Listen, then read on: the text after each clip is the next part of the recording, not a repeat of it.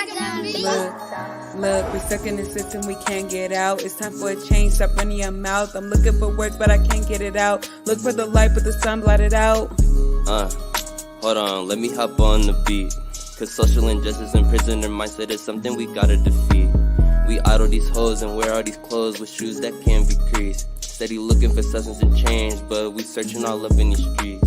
Got a stain on my shirt that I can't get out. My people on high like the top of the mount. We thirsting for truth, but there's no spout. Look for a savior, but no one around. But no one's around, but where do they look? It ain't in the church, it ain't in the book. We can't get a job, so we rather crook. They got us in chains, a fish on a hook. Look, harvesting not bodies, harvesting not organs. Got 'em real big mad, cause they culture boring.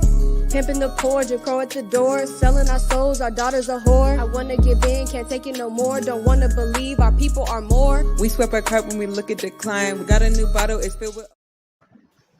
Hello, all my MACM people. Welcome to another MACM Make a Culture Move podcast, where we cover everything from intense social topics to funny social trends. We're your host, Mark Jonathan. G. And as always, we have a wonderful segment for you all today. But before we get started, if we could have our brief disclaimer. So here on the Make a Culture Move podcast, y'all know we cover a little bit of everything, you know, as bro Mark said. With that being said, sometimes the things that we talk about can be a little controversy, i.e. today will be a little controversy.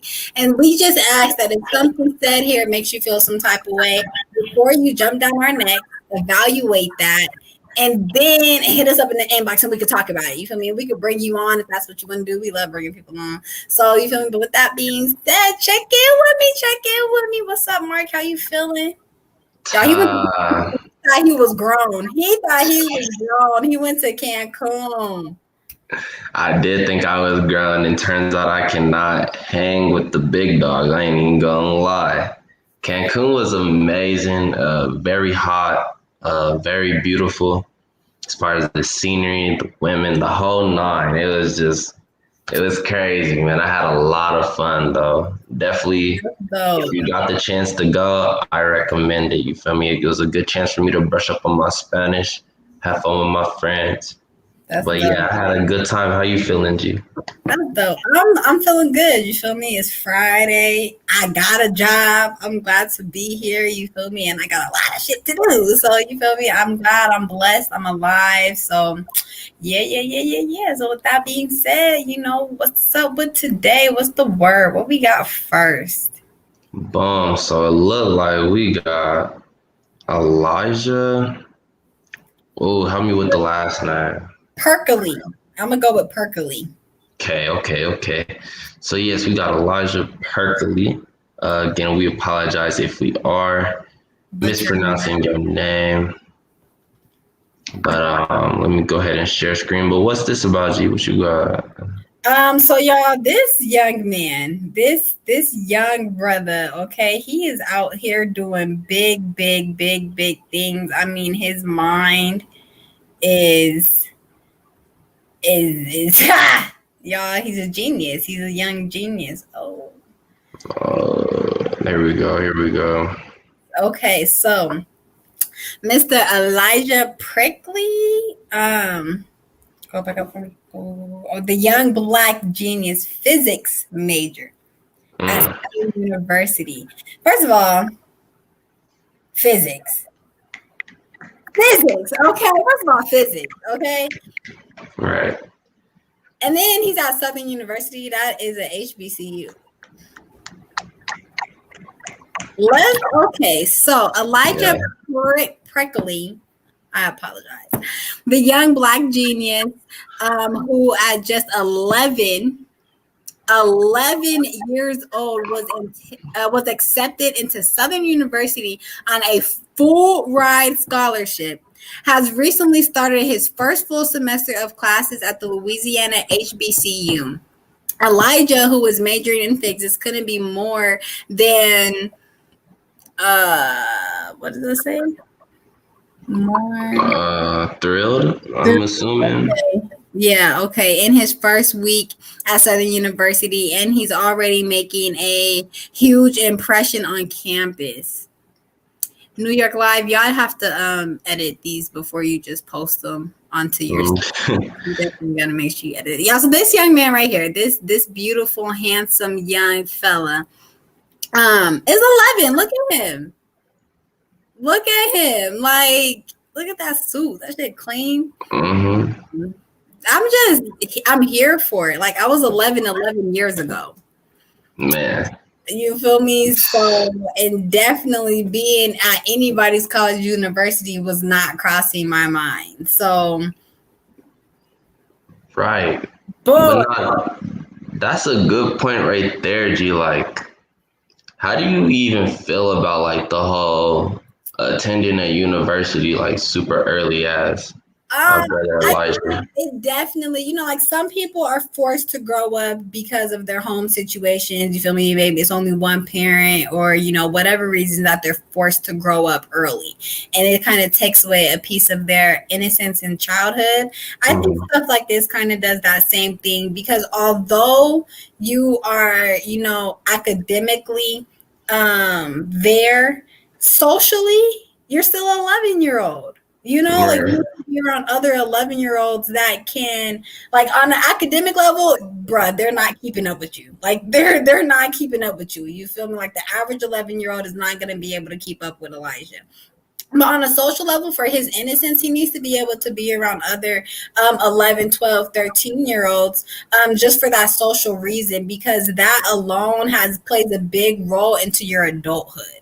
You feel me? Like you can be so smart, but it's your social skills that is what is going to get you to be comfortable in society. Now, he's a genius. Maybe he don't need to be comfortable in society because he's going to be a billionaire in like 2 years. So maybe he doesn't need to be comfortable in society. But at the same time, I think for that social development piece, it is important that they are able to spend time with people their own age, even if they're not going to school with them. And this is the path because paths like this are rare. And if you can take them, you should take them. You feel me? It's going to advance your life for you. But at the same time, you need to be able to, outside of school, be around people that can relate to you socially. He hasn't hit puberty yet. There's no way he's going to be able to socially relate to those college students he's sitting in class with. Absolutely. We on the same page. Like, I don't know. I feel like he was just robbed so much of, like, he hasn't even gone to middle school yet. Like, just starting, which is is amazing. You feel me? Like the fact that you've already reached that college level at 11 is amazing. But I guess what we're saying is like it's also robbing you of so many of the experiences that you're going to have throughout middle and high school for sure. I don't really know what an alternative would be. Maybe like, I wouldn't even say like go through school and just ace every class and just go through high school, but like, I don't know. Like he could finish his schooling though and still attend high school stuff. Like middle school, you can. It sucks that he's gonna miss middle school because a lot of stuff that goes on in middle school happens directly in the school. Right. There's not a lot that happens outside of the school.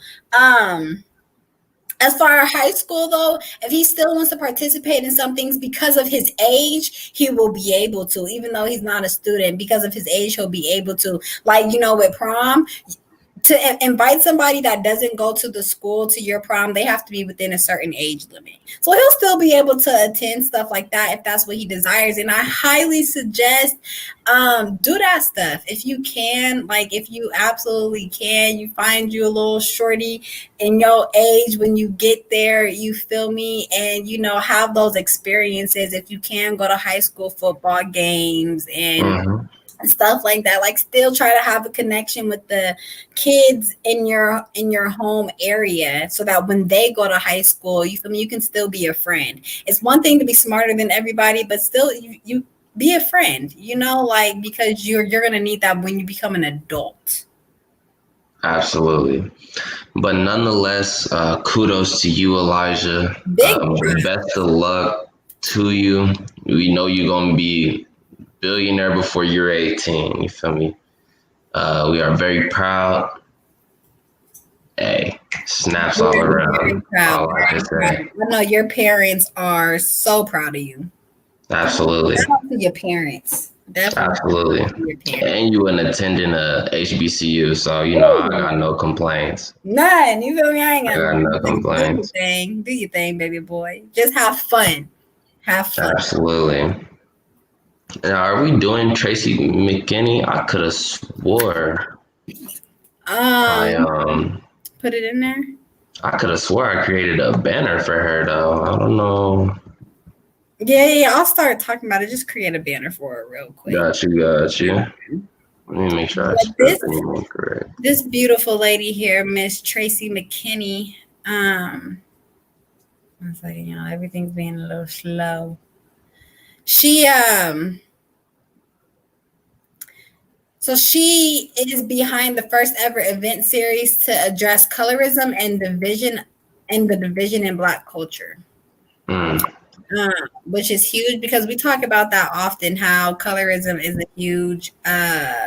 a huge problem for us in the Black community. So, you know, it's definitely important that we have as many platforms as possible out there to address and talk about these things. So yes.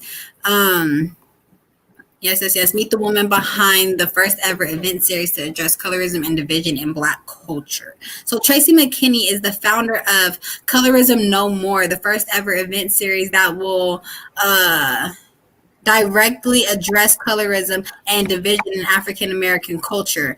Tracy comments, "It is time to address the iconic behavior in our own communities and to bridge the gap within our culture. It is time for transparent conversation, healing, and restoration to break generational curses." So the first Colorism No More event will be held on Sunday, August 15th at the Staunton venue in Atrium. In Illinois. Hopefully it's being filmed. It would be so dope if it's being filmed. But for those of y'all who's out there in Illinois, this is definitely something y'all need to get out to. If you can't get to Illinois, try to get to it. I wish I would have known sooner, but I'll be just getting back from Florida. So, but you feel me? How you feel about this, Marty? Like, how you feel about having an event series that addresses and talks about the colorism that we face in our own community? I definitely think it's a wonderful thing. You feel me? I feel like problems such as colorism, most people in our community do know that it exists.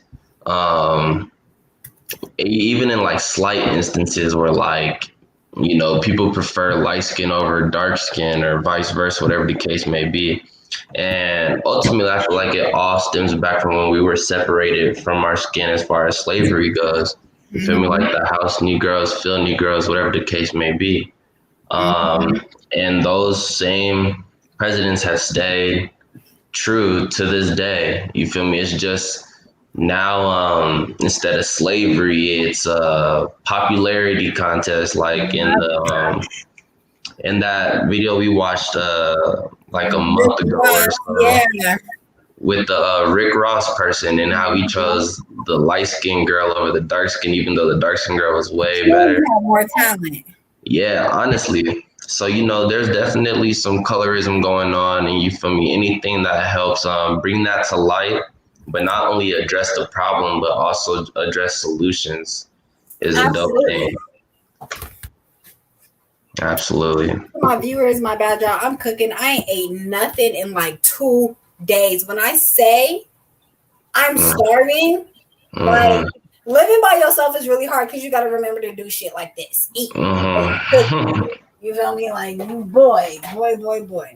But yeah, colorism is huge, and I definitely applaud Miss Tracy for putting something like this together. It is time that we have that transparent conversation, and it is absolutely time for healing. Like, we need to definitely get there. It's long overdue, if you ask me. It's definitely long overdue. Absolutely.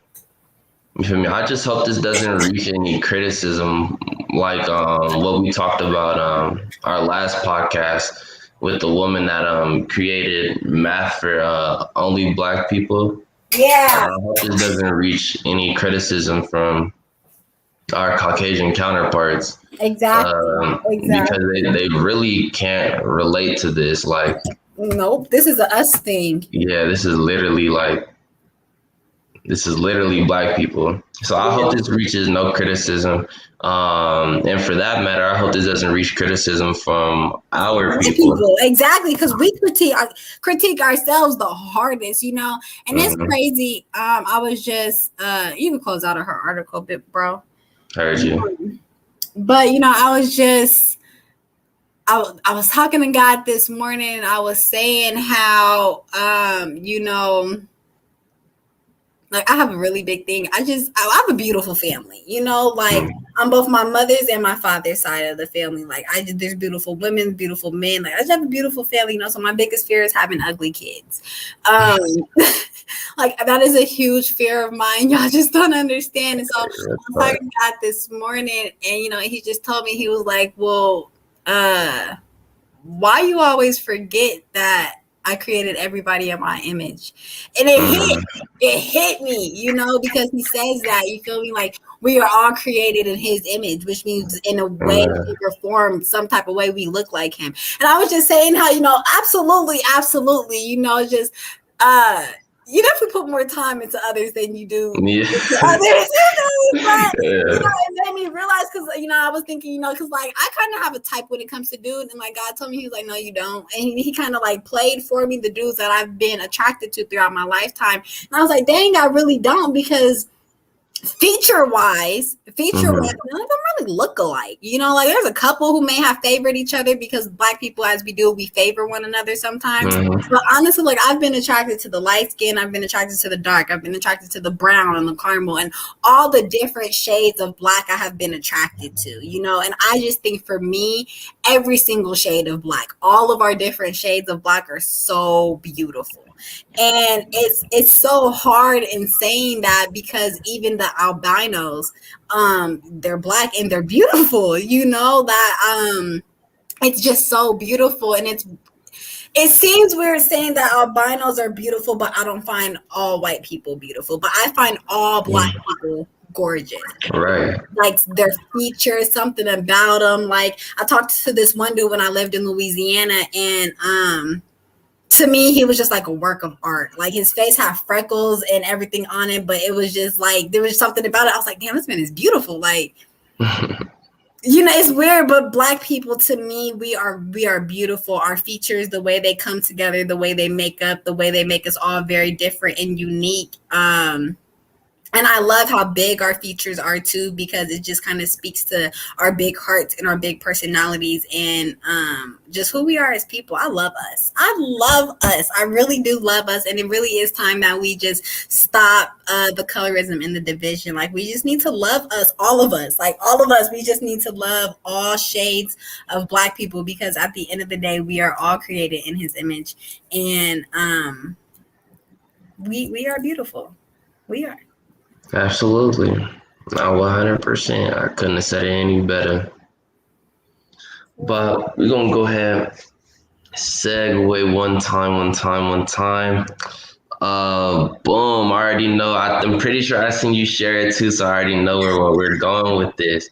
But the baby's recent comments, right? His homophobic, and excuse my air quotes, comments on that Rolling Loud, I believe, right? Rolling Loud. And this generation loves to cancel people, so we're gonna go over exactly what he said, maybe his apology, and then just ultimately, like, I want to give like a what would we have done type of scenario. You feel me? Okay. So boom, share screen. Excuse me. All right. So we have the baby apologizes for insensitive comments on HIV/AIDS at music festival. So the Grammy-nominated rapper DaBaby apologized Wednesday for comments he made about people living with HIV/AIDS at the Rolling Loud Music Festival last weekend. The 29-year-old rapper was criticized by activists, fellow musicians, and fans after a now viral video showed him telling the crowd, if you didn't show up today with HIV/AIDS or any of them deadly sexually transmitted diseases that'll make you die in 2-3 weeks, then put your cell phones light up. The baby also asked for men in the crowd who did not perform oral sex on another man in the parking lot to raise their phone. On Monday, the rapper defended his actions. 2 days later, he said fans digested his comments the wrong way. Also apologized for his insensitive remarks on HIV/AIDS. Let me see if there's anything else I want to read for this.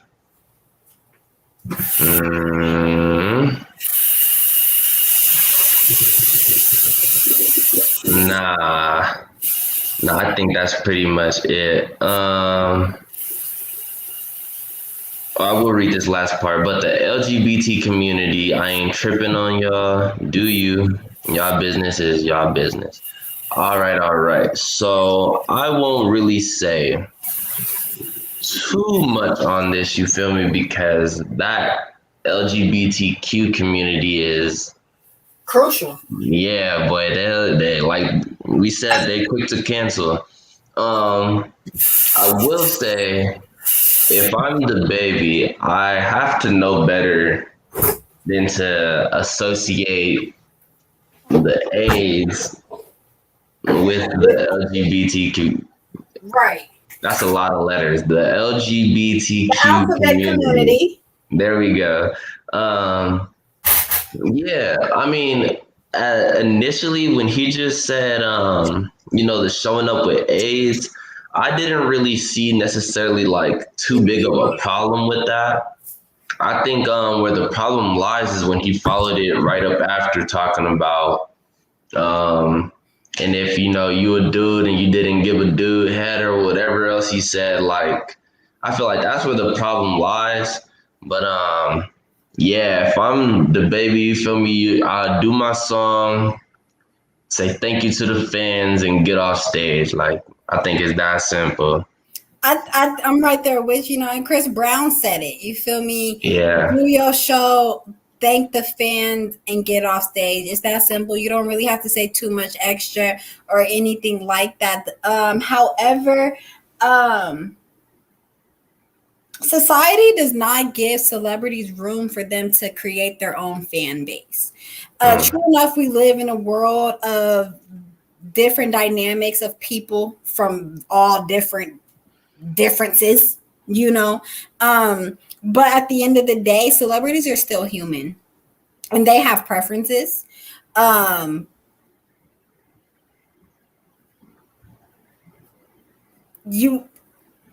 As a celebrity, you have to watch yourself. You just have to, because you're in a limelight where you're always being watched and criticized. And your persona literally makes your money. And right now he's hurting. He's being pulled from headlining shows and all kinds of stuff. He's definitely hurting with that in a career level. So in thinking about your career, some things you just can't say. Even if it's how you feel, you just can't say. With that being said, that's why celebrities cannot create their own fan bases, because basically what the baby is saying is that he doesn't want a fan base full of gay men. That's basically what he was saying. That he doesn't want a fan base full of gay men, which, for that being his preference, he's entitled to that. He is 100% entitled to that. To go as far as to say what he said, it does come off homophobish. But that's his preference, like you can't really get mad at a straight person for not wanting to associate with gays if they don't want to. You just can't, because there are gays who don't want to associate with straight people because of the way that the way, you feel me, just things happen, you just can't click, you don't vibe, where there are other people who can cohabitate, and it is okay for them and they can cohabitate. The thing is, like, as far as fan bases going, I was saying, like, with Tank, when Tank came out and said that, just because you get your dick sucked by one or two guys, you're not gay. First of all, yes, you are. One time, when did you say that? One time, you're curious. one time you're curious, you're a little bi curious, and if you like it and enjoyed enough to allow it to happen a second time, you're gay. And for him to not, to me, he's playing both his straight fan base and his gay fan base, because either you like dudes or you don't, because your fan base are the people, are your groupies, are the people who throw themselves at you, who you might end up accidentally on purpose sleeping with. So if you put it out there that you like getting your dick tickled with tongue by other men, but you feel me? But you're rude and you turn off gay men, that's a problem, So you have to be just upfront about who it is that you are. And in today's society, it is okay to be gay. It's almost not okay to be straight. Like, that's how okay it is to be gay. It's almost wrong if you're straight. That's how cool it is to be gay now. So, but you have to watch yourself as a celebrity, period. At the end of the day, you have to watch yourself. I don't care how gangster you are. And the thing is, the baby is gangster and he don't care. You feel me? Like, he had to make that apology. He didn't have a choice. That's the celebrity world. His agent, and the thing is, he probably didn't make that apology. His agent probably woke up and was like, shit, let me go ahead and type this out real quick and sent it over to him like, hey, does this sound cool? And the baby was like, shit, I don't care. I don't give a fuck. Put whatever out. And his agent probably put that out. His manager probably put that apology out, because the baby really probably don't get. I know niggas like the baby in real life. I know niggas like the baby in real life. He does not care. He don't care who he offended. He feels that way sincerely 100%. But like Chris Brown said, do your show, thank the audience, and leave. And it's that simple. It's that simple. I know he's completely unapologetic. That's exactly how he felt. But nonetheless, business always should come first. You feel me? You gotta protect your brand, gotta protect your business. Cause like G said, he was losing a lot of opportunities and money. Like, I know. He was headlining a festival in the UK and they removed him. Yeah. So absolutely. Yeah, you feel me? You just gotta be mindful. And the thing is, it's best to be humble when you're in the business. It's best to be humble in general. Just in general, on GP, you just want to be humble because you never know when you're entertaining angels. At the same time, when you're a celebrity, you need to master that shit. You need to master that shit. You have to, because that's what's going to protect your brand. And honestly, it's not really about you, right? It's about your brand. And then it's about that generational legacy that you're trying to create. The baby has 2 children, a daughter and a son, young little babies. You feel me? It's about them. It's about their future legacy that's going to come about this from his currency. So absolutely. You got to think about shit like this. Absolutely. But we're going to go ahead and segue one more time to our final topic. Oh, we got a cop that tries to plant evidence. Man, this is really just, some black news, black awareness. They are still out here trying to get us. Just because it's not by the gun, they're going to try to get you by the law. If this man doesn't have his phone out, he's going to jail. We're going to go ahead and done for. Yeah, we're going to go ahead and share this screen real quick. This was crazy to me, like how just like blatant he did it, like just not everything. Man. You're not comfortable. Man. Well, let me go ahead.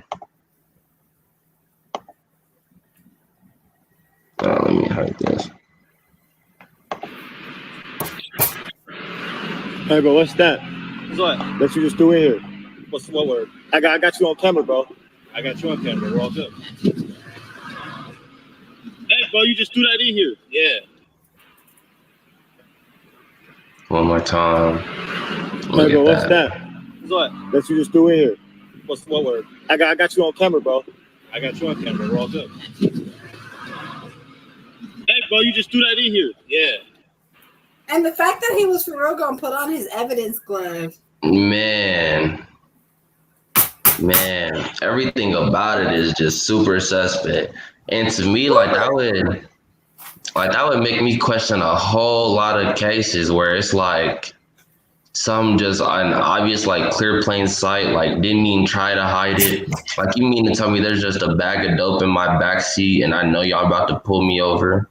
And I'm just Like, okay that with that. even- I didn't try to fumble and try to get it back from back there or anything. I just let you pull me over, and I know I got a bag of dope just out in the open, sitting on the back seat. It's not under the seat. It's not in the glove compartment. It's not in the middle part. It's not under my seat. It's not under my seat where I what? Or even more so, if you really are recording, how are you that comfortable enough to do that? Like, are you finessing your camera so that they don't see you throw a clear bag of dope? Onto my Like in the pack. Like, man, it really worries me to know, like, if this man doesn't have his camera, like, what would have happened to him? Because it's not enough for him to say, like, dang, that really ain't mine. You the only one in the car. Who else is it? Man, and it looked like his partner was in the back. Like, who knows? The whole situation just looks suspect, and it make me question, like, every case where they found just dope in the back seat or a gun in the back seat, whatever the case may be. General, like, how do we know y'all didn't pump that evidence? Exactly, and then had the nerve to say, yeah, like you threw that back there. He like, yeah. Like, you're comfortable? I would have been like, what you mean, yeah? Like, what you mean, yeah, brother? That literally could have been my life. That could have been my life. Man, I can't believe that. But you got anything else to say on that? Exactly. Honestly, this is America.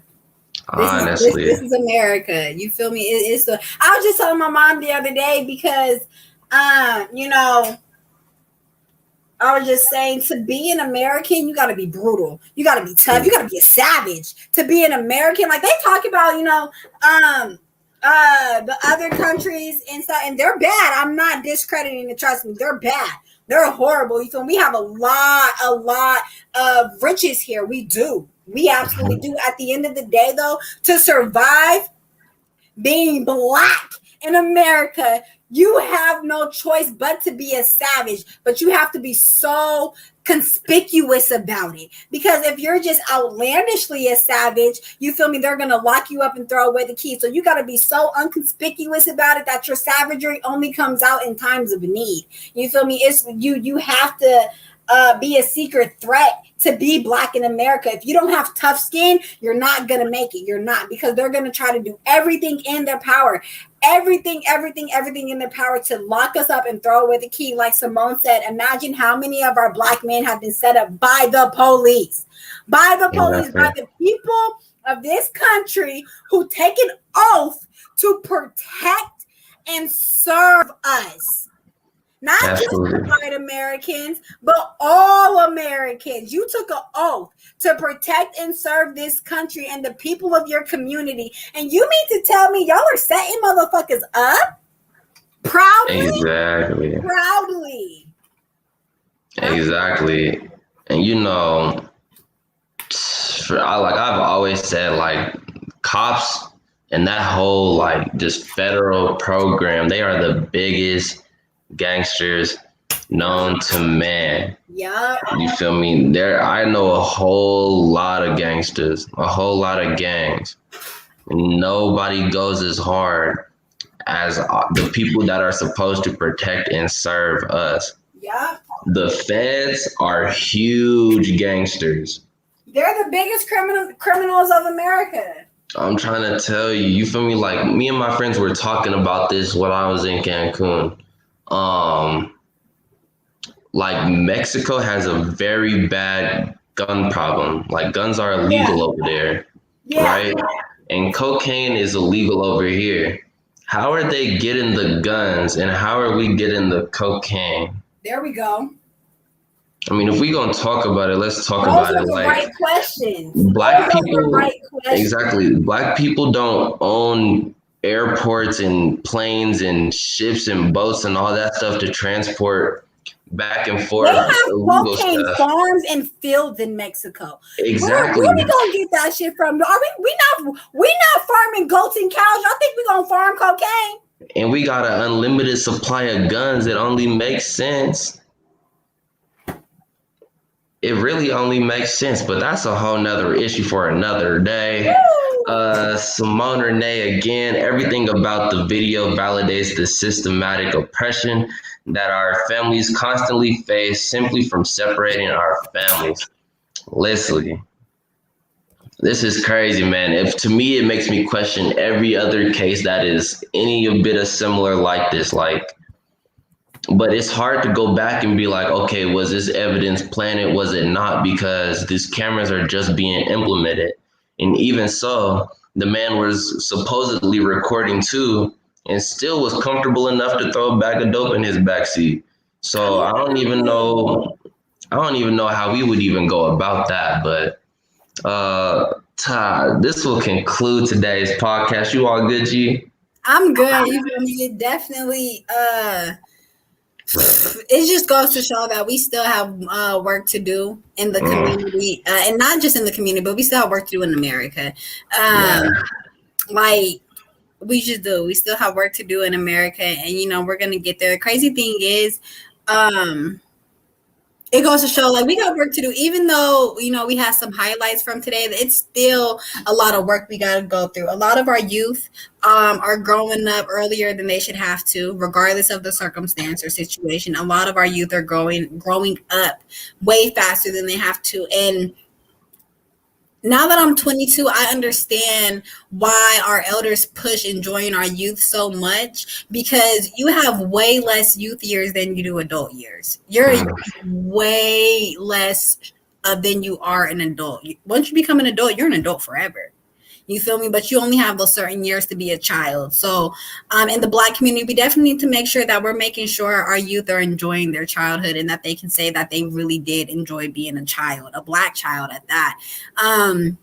The colorism and division, you feel me? It's something that we have to it's time to heal from that. It's time to talk about it. It's time to heal. And it's definitely time to do something about it. We can't continue to separate ourselves from each other because, I'm a shade darker or you're a shade lighter, Absolutely. And then the baby, with that, it's obvious, that America still has a long way to go as far as the alphabet community being like their own community. And it's so crazy though, because y'all are your own community, yet y'all kill each other.